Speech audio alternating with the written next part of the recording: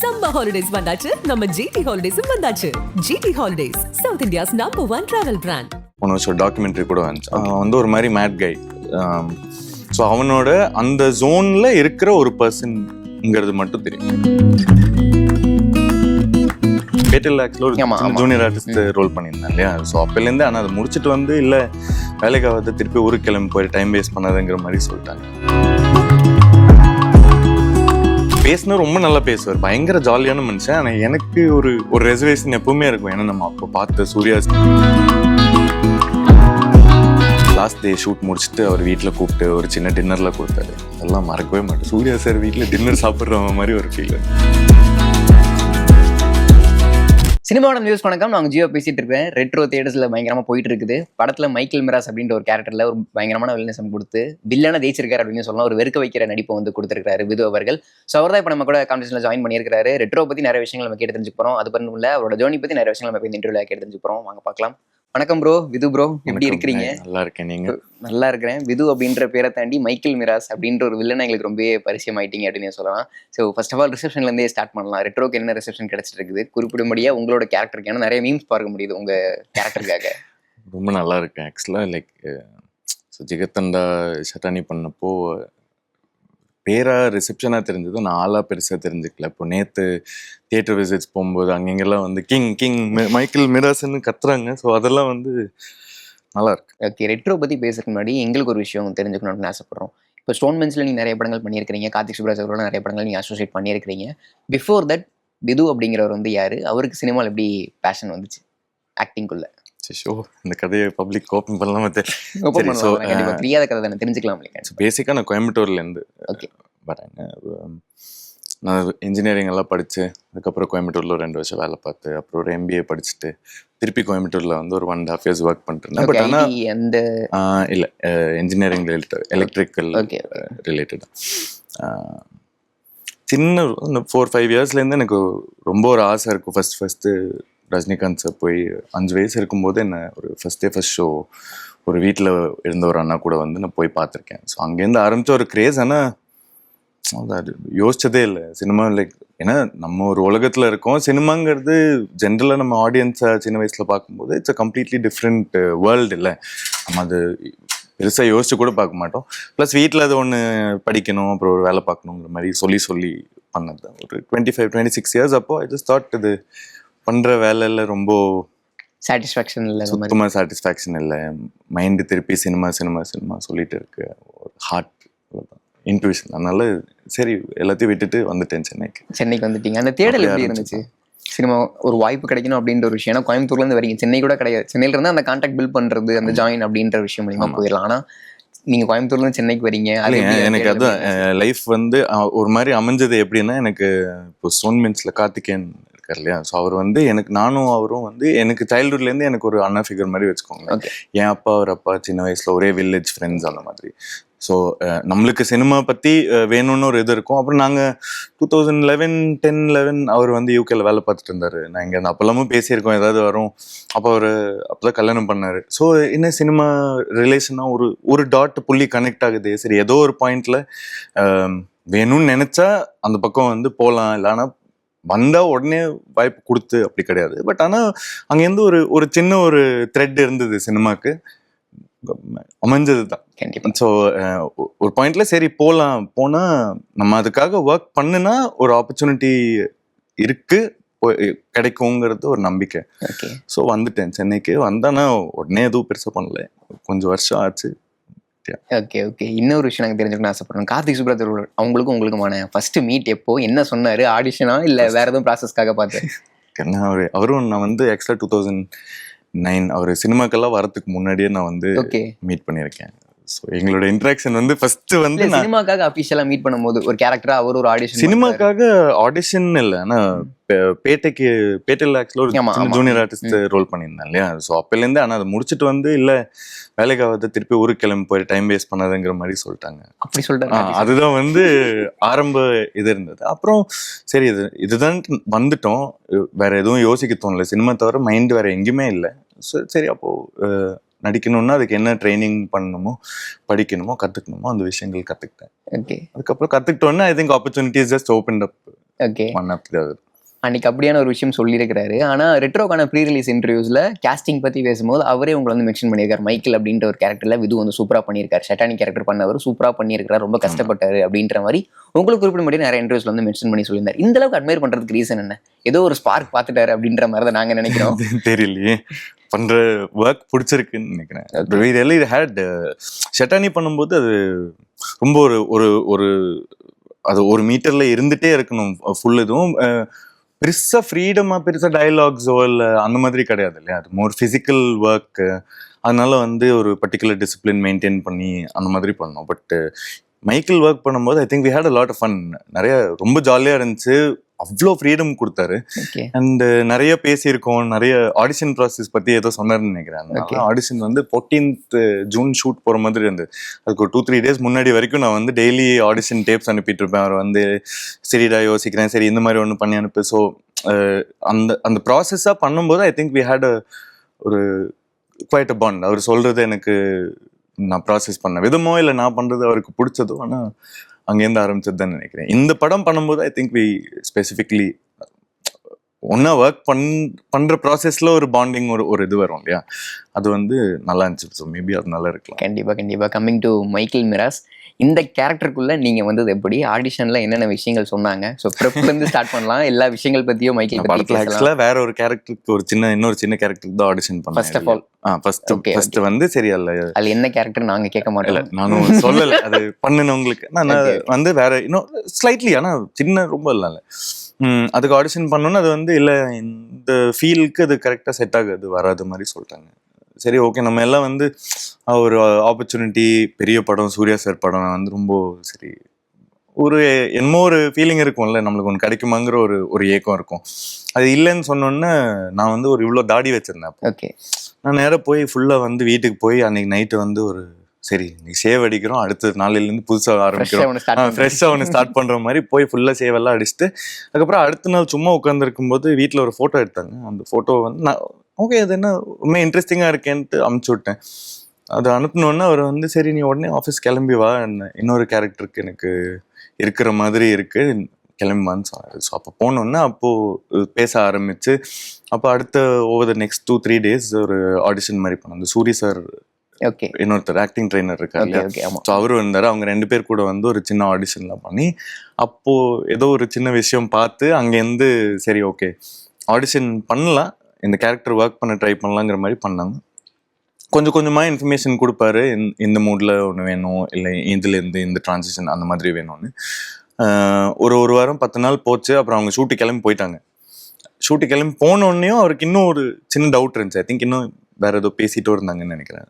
So அப்போ வந்து திருப்பி வந்து அந்த ப்ராசஸ் இருக்கும்போது நான் வந்து சரி ஒரு 100% ஃபுல் ப்ளோன் எஃபர்ட் போடணும்னு ஒரு 3 நாள் வெளியூருக்கு கிளம்பி போய் தனியாக ரூம் போட்டு உட்காந்து நானாக வந்து அது வரைக்கும் எனக்கு இருந்த இன்ஃபர்மேஷன் வச்சு I wanted to sketch it out. சரி நம்ம இப்படி இருக்கலாம் அந்த மாதிரி வந்து ஃபுல்லாக ஒர்க் பண்ணிட்டு then I started to do audition tapes. அவர் அவர்கிட்டேருந்து வர இன்ஃபர்மேஷன் பேஸ் பண்ணி audition tapes back and forth. Okay, யூஸ்வலாக நீங்கள் ஒவ்வொரு கேரக்டருக்கு இப்படி தான் ப்ரிப்பேர் ஆவீங்களா?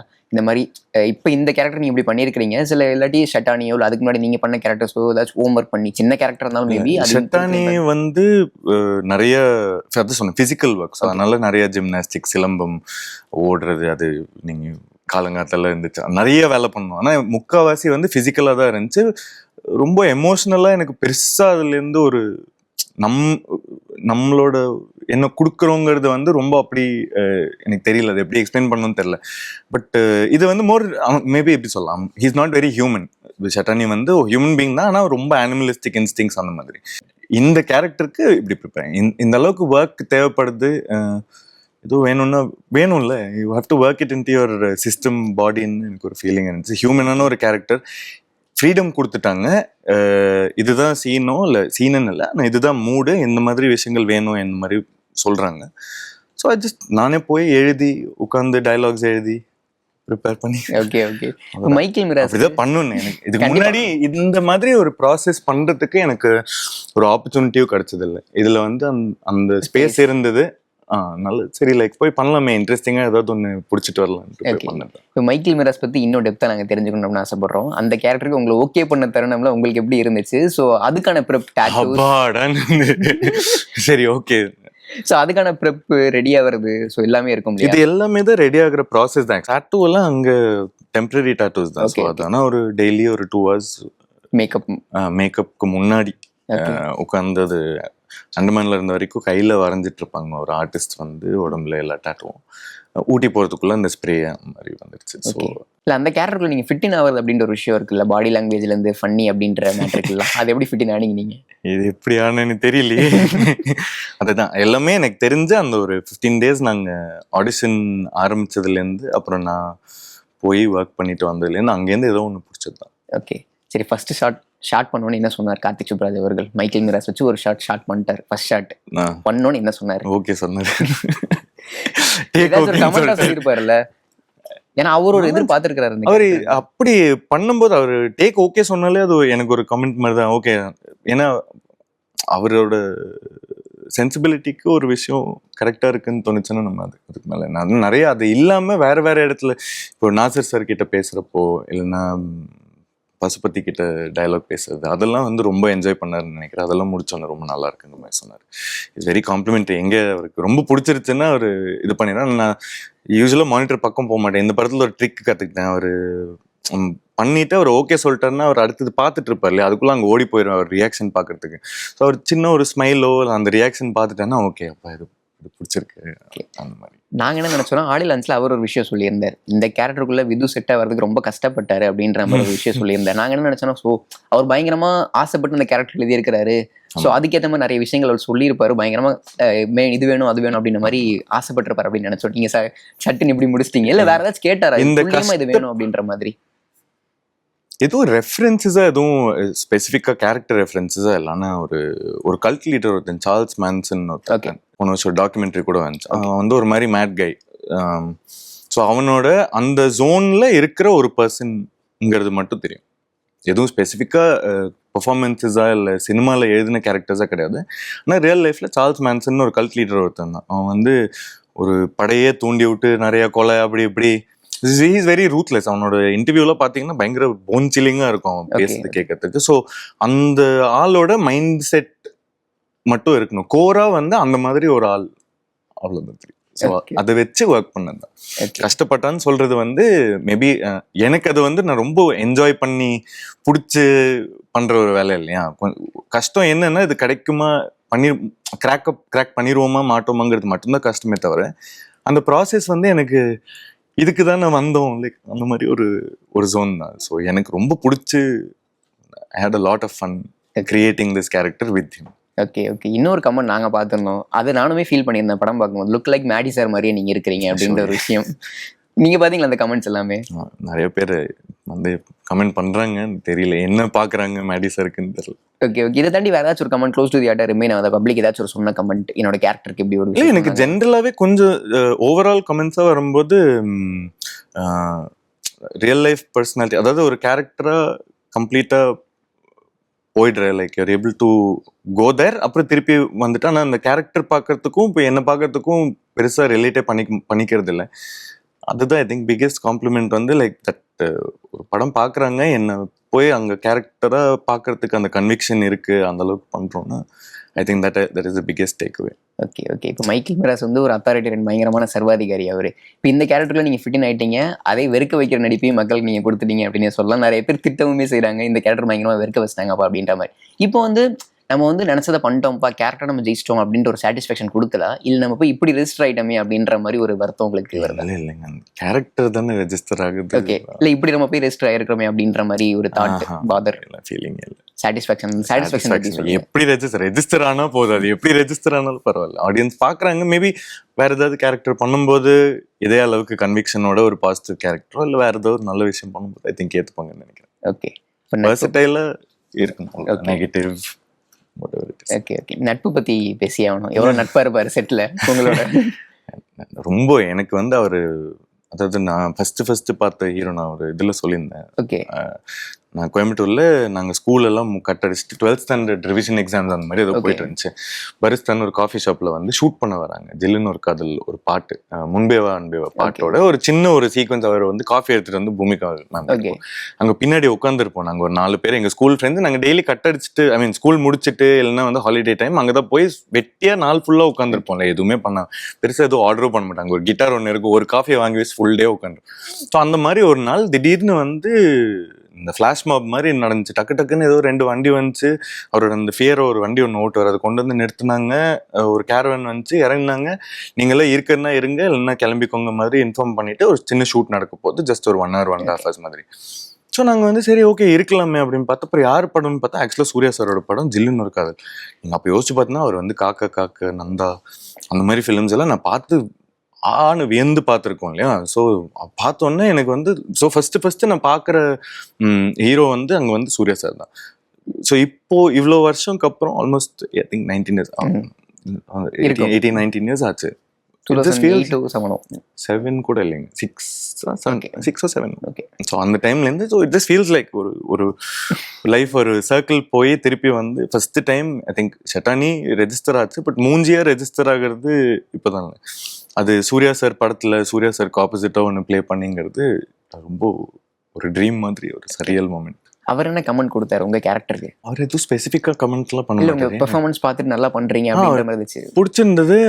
பண்ணும்போதும் அங்கங்கே ஏதாவது ஒரு சின்ன ஏதாவது ஒன்று மாற்றி பண்ணலாம், இதுக்கு இது இருக்கலாம் இது அந்த மாதிரி சொன்னார்னா அது ஹி கிவ்ஸ் சின்ன சின்ன இன்புட்ஸ். மித்தபடி அவர் he stays in his character. அவரோட ஒர்க் இஸ் வெரி ரொம்ப ஃபோக்கஸ்டான ஒரு மனுஷன் நம்மளுக்கு. அதனால எனக்கு நான் பெருசாக போய் ஆஃப் கேமரா பேசினா ரொம்ப நல்லா பேசுவார், பயங்கர ஜாலியான மனுஷன். ஆனால் எனக்கு ஒரு ரெசர்வேஷன் எப்பவுமே இருக்கும். ஏன்னா நம்ம அப்போ பார்த்த சூர்யா சார் அதே ஐடல் அந்த பேசலாம் பார்க்கணும்னு தோணுது. ஒரு ஆஃப் கேமரா வந்து ஸ்டார் ஸ்ட்ரக் ஆயிடுவேன். கேமரா முன்னாடி போனால் பரவாயில்ல, பட் மித்தபடி நம்மளுக்கு அவர் பார்த்தாலே என்ன அவர் அவ்வளோ டிசிப்ளினான ஒரு மனுஷன், இவ்வளோ அச்சீவ் பண்ணியிருக்காரு. அது வே கேரிஸ் ஹிம்செல்ஃப் இல்லை எக்ஸ்ட்ராடினரி அட்மிரேஷன் மட்டும்தான் எனக்கு அவர் பார்க்கும்போதெல்லாம். அப்போ நம்ம இவ்வளோ ஒரு ஆப்பர்ச்சுனிட்டி கிடைக்குது டு பி அரவுண்ட் ஹிம், பேசுறதுக்கும் இன்ட்ராக்ட் பண்ணுறதுக்கும் சூப்பராக இருந்தது. ஓகே, இப்போ சம்திங் லைஃப் லாங் 100% ஞாபகம் வச்சுப்பேன். ஆமாம், ரொம்ப இன்ஸ்பிரேஷனலான ஒரு பர்சன் நினைக்கிறேன். நீங்கள் அவ்வளோ ஜாலியாக இருக்கிறதும் அவர் மித்தபடி அவர் who he is as a person நீங்கள் அவர் புரிஞ்சுக்க ஆரம்பிச்சிங்கன்னா சான்ஸே இல்லை, செம்ம மனுஷன். ஓகே, ஏதாச்சும் ஒரு மொமெண்ட்டாக ஞாபகம் இருக்குதா? ஏதாச்சும் ஒரு மொமெண்ட் கண்டிப்பாக நடந்திருக்கும், ரீச் பண்ணுற மாதிரி நீங்கள் ஏதாச்சும் எடுத்து வச்சிருக்கீங்களா? எல்லா மொமெண்ட்டுமே எனக்கு ஆக்சுவலாக அவர் நான் பார்த்தேன். ஆமாம், எனக்கு ஆக்சுவலாக இப்போ தலைவர் பார்க்குறோம் நம்ம சினிமாவுக்கு பெருசாக ஒரு அதான் ரொம்ப ஒரு லார்ஜர் தென் லைஃப் ஒரு விஷயமா பார்க்குறோம். ஆனால் இவர் பண்ண இப்போ நந்தா பண்ணும்போது இல்லை காக்க பண்ணும்போது எவ்வளோ லார்ஜர் தென் லைஃபாக இருந்தாலும் அதில் ஏதோ ஒரு வேற ஏதோ ஒரு விஷயங்க. ஐ திங்க் ரொம்ப is always inspired me as an actor. One of the finest actors நம்ம தமிழ் சினிமாலேருந்து வரப்போனால் நான் வந்து சூர்யா சார் பேர் I put him right on top. So அந்த மாதிரி ஒரு மனுஷன் கூட ஒர்க் பண்ணும்போது it was just nice. Every moment ரொம்ப ரொம்ப செரிஷ் பண்ணி நான் எப்பவுமே ஞாபகம் வச்சுப்பேன். அப்புறம் லாஸ்ட் டே ஷூட் முடிச்சுட்டு அவர் வீட்டில் கூப்பிட்டு ஒரு சின்ன டின்னர்லாம் கொடுத்தாரு. அதெல்லாம் மறக்கவே மாட்டேன். சூர்யா சார் வீட்டில் டின்னர் சாப்பிட்ற மாதிரி ஒரு ஃபீல் இருந்தது. ஓகே, இப்போ ரிலீஸ்க்கு அப்புறம் எதுவும் கமெண்ட் பாஸ் பண்ணாரா? இல்லை அவர் பாம்பேல இருக்காருன்னு நினைக்கிறேன். ஓகே, இன்னும் பார்க்கல. கண்டிப்பாக வந்தோன்னே அடுத்தது மீட் பண்ணும்போது அப்போதான் தெரியும். நாசா சார் பற்றி பேசி ஆகணும். ஒரு வில்லனிஸ்டிக்கான கேரக்டர் அப்போ தேவர் மகன்லேருந்து நம்ம பார்த்துட்டு இருந்திருப்போம். ஒரு ஆப்டிமிஸ்டிக்கான கேரக்டர் எதனால அவர் பக்காவாக அதில் ஃபிட்டின் ஆயிடுவார். இப்போ இந்த கேரக்டருக்குள்ள அவர் பயங்கரமாக பண்ணியிருக்கிறாரு. ஸோ இந்த ஒரு விஷயம் அவர்கிட்ட இருந்து நான் அட்மையர் பண்ணாம்ப்பா, செட்டில் நான் கவனிச்சுக்கிட்டே இருந்தேன், அதை நான் வந்து என்னோட கரியருக்கு எடுத்துக்க விரும்புறேன் அப்படின்னா என்ன விஷயமா இருக்கும் நீங்க எடுத்துக்கிறது? ரொம்ப அமேசிங்கா ஒரு விஷயம். இப்போ சூர்யா சார்லாம் வந்து நிறைய கேரக்டர்ல இருப்பாரு, அந்த மூட் அவருக்கு இருக்கும், அவர் ரொம்ப யோசிச்சுட்டே இருப்பார். நாசர் சார் வந்து சும்மா ஜாலியா உட்காந்து பேசிட்டு ஏதாவது கதை சொல்லிட்டு இருப்பாரு. அந்த மாதிரி விஷயங்கள் நான் ஒரு 2 நாள் அவர் கூட ஷூட் பண்ணப்போ உட்காந்து நிறைய கதை கேட்டுட்டே இருப்பேன், ஏதாவது கேள்வி கேட்டே இருப்பேன். உங்க ப்ராசஸ் என்ன சார், உங்க எது என்ன சார், அதெல்லாம் இல்லாம ரொம்ப சிம்பிளா ஏதாவது ஜாலியா பேசிட்டு ஒரு மாதிரி தான் இருப்பாரு. ஆனால் ஸ்விட்ச் போட்ட மாதிரி அங்க போனாருன்னா லைக் தெரியலைங்க, அது அவர் ஒரு மேஜிக் தான் அவர் பண்றது. ஸோ அது பார்த்து அவரோட ப்ராசஸ் எப்படி இருக்கு, அவர் எவ்வளோ ரிலாக்ஸ்டாக இருக்காரு. ஆனால் ஹீஸ் ஏபிள் டு ஸ்விட்ச் ஒரு செகண்ட்ல இங்கேருந்து அங்கே போயிட்டு ஒரு கம்ப்ளீட்லி டிஃப்ரெண்ட் ஒரு பர்சனாலிட்டியாக ஒன்று பார்ப்பீங்க. அப்புறம் ஹி ஜஸ்ட் கம்ஸ் பேக். அதெல்லாம் வந்து பார்க்கறதுக்கு சான்ஸே இல்லை. நான் அவரெல்லாம் மீட் பண்ணுவேன்னா என்னைக்காது அப்படின்னு யோசிச்சு பார்த்துருக்கேன். டு ஒர்க் வித் அவதாரம் பார்த்து மென்டல் ஆயிட்டேன். ஸோ பெரிய ஆனர்னு தான் நினைக்கிறேன் டு ஒர்க். ஜெயராம் சாரா இருக்கட்டும், நாசர் சாரா இருக்கட்டும், சூர்யா சாரா இருக்கட்டும்.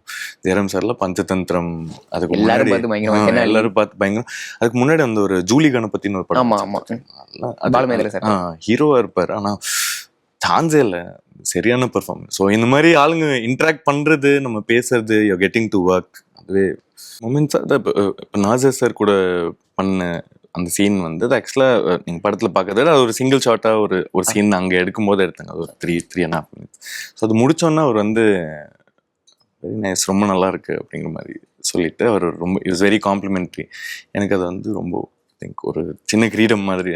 இவ்வளோ பெரிய ஆக்டர், இவ்வளோ இது இருக்கிறவர் சொன்னோம். அது மாதிரி ஜெயராம் சார் வந்து கிளைமேக்ஸ் போர்ஷன் ஷூட் பண்ணிட்டு இருந்தோம் இல்லையா, ஸோ அந்த ரியாக்ஷன் பார்த்துட்டு அந்த பக்கம் பெஸ்ட்டுக்குன்னா பெஸ்ட்டுன்னு அவுட்டு, என்ன பெரிய விஷயம்.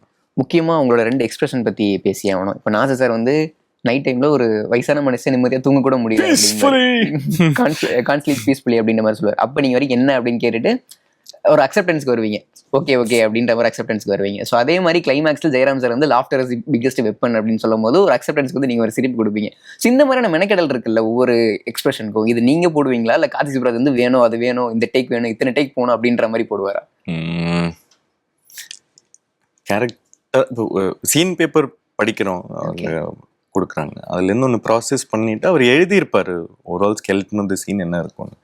அங்கே போய் நீங்கள் என்ன பண்ணுறீங்களோ அவ்வளோ. அதில் அவருக்கு ஏதாவது பிடிக்கலன்னா அவர் வந்து இல்லை இங்கே வந்து லைட்டாக மாற்றலாம், இல்லை இந்த இடத்துல இவ்வளோ வேண்டாம் அந்த மாதிரி ஏதாவது சொல்லுவாரே தவிர, ஆனால் ஒரு சீன் பண்ணுறதுக்கு முன்னாடி அவர் கிவ்ஸ் யூ இந்த படத்தில் கம்ப்ளீட் ஃப்ரீடம், நீ போய் பண்ணு, நான் எனக்கு என்ன சேஞ்ச் வேணுமோ நான் வந்து கேட்டுக்கிறேன். ஓகே. ஸோ ஐ திங்க் அதுக்கு ஒரு மேபி ஒரு reason for that would have been அந்த ஆடிஷன் ப்ராசஸ் நாங்கள் பண்ணப்போ என்னமோ ஒன்று பார்த்துருக்காரு அண்ட் நிறைய ஃப்ரீடம் கொடுத்தாரு. ஸோ அந்த ரியாக்ஷன்ஸ் எல்லாம் வந்து மைக்கிளுக்கு வந்த ரியாக்ஷன்ஸ். ஓகே, நீங்கள் ஒரு விஷயம் பேசியிருந்தீங்க இல்லையா, கார்த்திக் அண்ணா கையை பிடிச்சி கூட்டு வந்திருக்கிறீங்க அப்படின்ற மாதிரி. ஸோ கார்த்திக் அண்ணா அப்படின்ற ஒரு விஷயத்தை தாண்டி கார்த்திக் சுப்ராஜ் அஸ் அ டேரக்டராக பார்க்கும்போது என்னென்ன விஷயங்கள் நீங்கள் ரொம்ப கவனிப்பீங்க, அவர்கிட்ட அட்மையர் பண்ணுவீங்க அஸ் அ டேரக்டரா? பேட்டை, டபுள் எக்ஸ், இப்போ நான் வந்து நான் பீட்சா பார்த்தப்போ, பீட்சா பார்த்த வரைக்கும் பீட்சா மாதிரி ஒரு படம் நான் தமிழ் சினிமாவில் பார்த்தேன். ஐ திங்க் யுனானிமஸாக எல்லாருக்கும் தெரியாது, ரொம்ப ஒரு பாத் பிரேக்கிங்காக ஒரு ஃபிலிம் மாதிரி எனக்கு அப்போ வந்து ஃபீல் ஆச்சு. ஸோ அப்போலேருந்து திஸ் பின் ஒரு ஃபேன் பாயெல்லாம் தாண்டி ஒன்று ஐ நோ ஹிம் ரொம்ப பர்சனலாக தெரியும். அதுக்கு முன்னாடி நான் பெருசாக இன்ட்ராக்ஷன் அளவுக்கு எப்போவுமே மீட் பண்ணி அந்த மாதிரிலாம் வருஷத்துக்கு ஒரு தடவை அந்த மாதிரி பார்த்துன்னு வச்சுக்கோங்க. பட் ஆனால் அப்போலேருந்து அது ஒரு I just love anything that he does. அவருக்குன்னு இருக்கிற விஷுவல் லாங்குவேஜாக இருக்கட்டும், ஃபில்ம் மேக்கிங் ஸ்டைலாக இருக்கட்டும், அண்ட் அவரோட ஸ்டோரி டெல்லிங் எனக்கு ரொம்ப பிடிக்கும். அது நான் என்னால் ரொம்ப ரிலேட் பண்ணிக்க முடியுது. மேபி அதனால தான் இப்போ அவர் எழுதுகிற கேரக்டர் வந்து எனக்கு ஒரு ஐ கேன் ரிலேட், அதில் ஒரு ஆட்டோமேட்டிக்காக ஒரு கன்விக்ஷன் வருதுன்னா ஐ திங்க் எனக்கு இது பர்சனலாக எனக்கு அவரோட தாட் ப்ராசஸ் ரொம்ப பிடிக்கும். Okay okay. இப்போ நீங்கள் ஒரு விஷயம் முன்னாடி சொல்லியிருந்தீங்க, ஹீத் லெட்ஜர் மாதிரி ஒரு இம்பாக்ட் கொடுக்கக்கூடிய ஒரு கேரக்டர் பண்ணுன்றது என்னோட கனவு அப்படின்னு சொல்லியிருந்தீங்க. இப்போ அந்த கனவுல ஒரு 2 படி 3 படி முன்னாடி போயிருக்கிறோம் அப்படின்ற மாதிரி சாட்டிஸ்ஃபேக்ஷன் இருக்கா உங்களுக்கு? மொத்தமா எத்தனை படி இல்ல, அது நீங்க தான் சொல்லணும். நீங்க எத்தனை படி வச்சிருக்கீங்கன்றது தெரியல, பட் அந்த ஸ்டெப் டு தி ப்ராசஸ் அப்படின்றது இருக்குல்ல. எனக்கு இல்ல, ஆனா அந்த அளவுக்கு இன்னும் நான் பண்ணலன்னு நினைக்கிறேன். அது பண்ணணுங்கிறது சாட்டிஸ்ஃபேக்ஷனுங்கிறது எப்பவுமே எனக்கு வருமானே தெரியல. ஆனா ஒர்க் பண்ணணும். இன்னும் கூட வந்து இப்போ இதுக்கு வந்து 15 days டைம் கிடைச்சது. நம்ம இப்போ பண்றோம். இது எனக்கு ஒரு 2 months 3 months அந்த மாதிரி டைம் கிடைக்கணும். அந்த மாதிரி ஒரு பெரிய சொல்லணும், இந்த மாதிரி ஒரு கேரக்டர் இருக்கு, நீ ஒர்க் பண்ணிக்கலான்ட்டு. I want to explore more. இன்னும் கம்ப்ளீட்டா 2-3 மாசம் அப்படியே தொலைஞ்சு போய் ஒரு வேலை பண்ணணுங்கிறது. ஸ்டக்குன்னு இல்லை, அதான் ஒர்க் பண்ணிக்கணும். இன்னொரு ஒரு கேரக்டர் ஃபுல்லாக பாடிக்குள்ளே ஒர்க் பண்ணி மைண்டில் ஒர்க் பண்ணிட்டு அது எப்படி நம்மளால பண்ண முடியுதுன்னு பார்க்கணும். ஹீத் லெட்ஜர் பண்ண ஒர்க் எல்லாம் வந்து ஐ திங்க் ஒரு many months, had a lot of time. ட்ராமாக்குள்ளே போயிட்டார் அப்படின்ற விஷயம் படிச்சிருப்போம். நமக்கு அப்புறமா ட்ராமாக்குள்ளே போனார். அது மேபி ப்ரிஸ்கிரிப்ஷன்ஸ் அந்த மாதிரி விஷயங்கள்லாம் நம்ம அப்படி எதுவும் பண்ண போகிறது இல்லை. பட் ஆனால் ஒர்க்காக ஐ திங்க் ஓகே, நீங்கள் சொன்ன மாதிரி ஒரு படி ஒரு ஸ்டெப் அதை நோக்கி போயிட்டு இருக்கிறோம் அப்படின்ற ஒரு.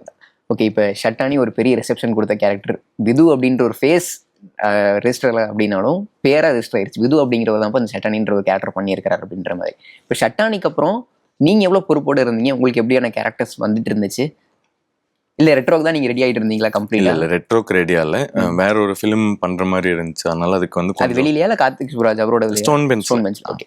ஸோ அதனால கொஞ்சம் லைட்டா உடம்புல குறைச்சு ஒரு மாதிரி ஒரு ப்ராசஸ் போயிட்டு இருந்தது. ஷட்டானி முடிச்சோன்னே வெளியிலேருந்து கூப்பிட்டாங்க. பட் ஆனால் அகைன் நம்மளுக்கு அதில் வேலை பண்ணுற மாதிரி இருக்கிறது மேபி மூஞ்சி தெரியாததுனாலயா, அதனால மேபி ஷட்டானி ஓகே இந்த ஆக்டர் பண்ணலாங்கிற மாதிரி கூப்பிட்டாங்களே தவிர எனக்கு ரொம்ப சப்ஸ்டன்ஸ் இருக்கிற ரோலாக எதுவும் கிடைக்கல. அதனால நான் பண்ணல. ஓகே. வெளியே பண்ணக்கூடாது, இங்கே தான் பண்ண அந்த மாதிரி கிடையாது. பட் ஆனால் பண்ணுனா அது ஒரு நம்மளுக்கு ஒரு ஆக்டரை உங்களுக்கு ஒரு தீனி இருக்கணும் இல்லையா, அதில் ஏதோ ஒரு டேக்அவே உங்களுக்கு இருக்கணும். ரொம்ப ஃபங்க்ஷனலான கேரக்டர்ஸ் ஒரு 5 நாள் ஷூட்டு தான் அண்ட் சும்மா ஒரு அது எதுவும் செட் ஆகலை. ஸோ அதனால தான் பண்ணாமல் வெயிட் பண்ணிட்டு இருந்தேன். வேற ஒரு படத்துக்காக ஒர்க் பண்ணிட்டு இருந்தேன். அப்புறம் திடீர்னு ரெட்ரோ இது பண்ணாங்க. சரி அப்போ நான் வந்து கேட்டேன் இல்லை ஏதாவது இருக்குமா, லைக் ஏதாவது ஒர்க் பண்ணுறமா மாதிரி. நான் சொல்கிறேங்கிற மாதிரி சொன்னார். அப்புறம் தான் இந்த ஆடிஷன் ப்ராசஸ் நினச்சி வேற ஒன்று பண்ணோம். அதுக்கு கரெக்டாக இல்லைங்க மாதிரி போய் whatever happen after that. Okay. ஷட்டானி உங்களோட கரியரில் ஏற்படுத்தின இம்பாக்ட் என்ன? ஷட்டானி என் லைஃப்லேயே ஏற்படுத்தின இம்பேக்ட் அது என்னால் எக்ஸ்பிளைனே பண்ண முடியாது. எனக்கு நம்மளால இவ்வளோ ஹார்ட் ஒர்க் பண்ணுறதுக்கு நம்மளுக்கு கெப்பாசிட்டி இருக்குது, இது மாதிரி புல் ஆஃப் பண்ணுறதுக்கு இருக்குது, இந்த டிசிப்ளின் வச்சுக்க முடியும். என்னை பற்றி எனக்கு நிறையா சொல்லி கொடுத்து ஒரு ரொம்ப க்ளோஸ் டு ஹார்ட் கேரக்டர் தான் ஷட்டானி. ஓகே. இப்போ லேட்டரான் ஷட்டானிக்கு ஒரு இவ்வளோ பெரிய ரிசப்ஷன் கிடச்சிருக்குது, பயங்கரமாக பேசப்பட்டுச்சு அந்த கேரக்டர். இப்போ லேட்டரான் ரிலீஸ்க்கு அப்புறம் நம்மளை யாருமே கூப்பிடலையே அப்படின்றப்போ நம்ம ஃபேஸ் தெரிஞ்சிருக்கலாம் அப்படின்ற மாதிரி ஒரு ஏக்கமோ வருத்தமோ இருந்துச்சு அவங்களுக்கு? இல்லைங்க, ஆனால் சாட்டிஸ்ஃபேக்ஷன் இருந்துச்சு உங்களுக்கு? கேரக்டர் ஒர்க் ஆனதோட சாட்டிஸ்ஃபேக்ஷன், ஷட்டானி ஏற்படுத்தின இம்பேக்ட் வந்து எனக்கு ரொம்ப பிடிச்சிருந்தது. ஓகே. சரி அப்போ நான் அதுக்கு முன்னாடி நான் கொஞ்சம் அதான் நிறைய சேரெல்லாம் போட்டதுனால இது ஒரு சின்ன பயம் இருந்துச்சு. இது நம்ம பண்ணுறதோ இல்லை ஏன்னா ரொம்ப சின்ன ரொம்ப டைனி ஸ்பேஸ் தான் இருக்கும்னு வச்சுக்கோங்களேன். நீங்கள் எமோட் பண்ணிக்கிறதுக்கு உங்கள் கண்ணுலேயும் மேபி பல்லு அவ்வளோதான் இருக்கும் எமோட் பண்ணுறதுக்கு மொத்தமாகவே. அதனால ஒரு சின்ன பயம் இருந்துச்சு அது எப்படி எடுத்துப்பாங்கன்னு. பட் ஆனால் கிரியேட் ஆன இம்பேக்ட் வந்து எனக்கு ரொம்ப பிடிச்சிருந்தது. Okay okay. இப்போ இதை தாண்டி உங்களுக்கு வேற என்னென்ன ப்ராஜெக்ட்ஸ் இருக்குது இப்போ ஆன்கோயிங்ல? சொல்லாமல் இருக்குங்க. இருக்கு ஒரு படம் திருப்பி ஸ்டோன் மென்ஸ்ல ஓகே ஒரு படம் பண்ணுவோம். ஓகே. நீலிரா நீலிரா வரணும். வெயிட் பண்ணி நீலிரா வந்ததுன்னா நீங்க எல்லாரும் என்ன ஒரு ரொம்ப வித்தியாசமா ஒரு ஃபிலிம் ஃபெஸ்டிவல்ல நிறைய போகுது அப்படின்ற மாதிரி நாங்கள் நிறைய படிச்சிருந்தோம். லாங் பேக் நாங்கள் படிச்சிருந்தோம். ஸோ வெயிட் பண்ணிட்டு இருக்கிறோம் அதுக்காக. எப்போ வரும்? நாங்களும் அதுதான் வெயிட் பண்றோம். ஐ திங்க் இப்போ ஆடியோ லான்ச்ல சொல்லியிருந்தாருன்னு நினைக்கிறேன், சீக்கிரம் தியேட்டர்ல ரிலீஸ் பண்ணோம். ரிலீஸ் ஆனா ஷட்டானி மைக்கேலுக்கு சம்பந்தமே இல்லாத மாதிரி ஒரு ஜோன்ல ஒரு கேரக்டர். ஓகே. நீங்க சின்னதா தான் இருக்கும் ஆனா ரொம்ப ஸ்வீட்டா இம்பாக்ட்ஃபுல்லா ஒரு கேரக்டர். இப்போ ஷட்டானிக்கு தலைவர் ஒரு கமெண்ட் கொடுத்திருந்தார் இல்லையா, அப்ப நடிகர் விதுவுக்கு எவ்வளவு பாராட்டு கொடுத்தாலும் தகும் அப்படின்ற மாதிரி ஒரு விஷயம் சொல்லியிருந்தார் இல்லையா? ஸோ அந்த ஒரு விஷயம் உங்களோட ஐடென்டிட்டி எப்படி மாறுச்சு சினிமால? அடையாளப்படுத்த ஒரு விஷயமா எப்படி மாறுச்சு? அது மென்ஷன் பண்ணியிருந்தாருப்பா. எனக்கு அது சினிமால அடையாளப்படுத்துற விஷயமா அப்படி நான் பார்க்கல. எனக்கு பர்சனலா வந்து அதுக்கு மேல என்ன வேணும் ஒரு மொமெண்ட் தான். என்ன முதல் தடவை ஒரு பெரிய படத்துல ஒரு பெரிய கேரக்டர் ஒன்று பண்றோம், அதுக்கு வந்து எழுதணுன்னு அவ்வளோதான்.